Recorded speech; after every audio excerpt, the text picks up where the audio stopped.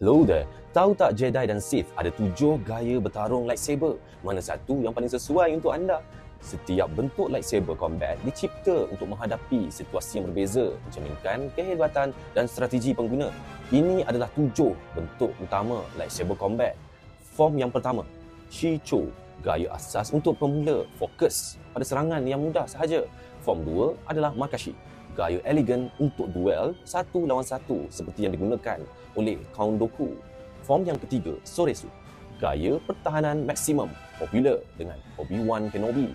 Form yang keempat adalah Ataru, gaya akrobatik dengan serangan yang pantas seperti yang digunakan oleh Master Yoda. Yang kelima adalah Shin ataupun Gemso, gaya agresif dengan serangan balas yang kuat seperti Anakin Skywalker ataupun Darth Vader.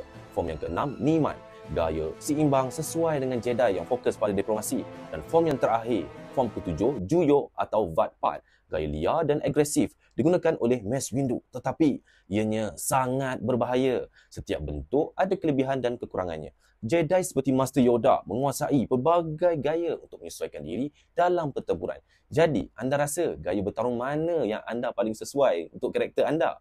Okey, sila komen di ruangan komen. This is the way.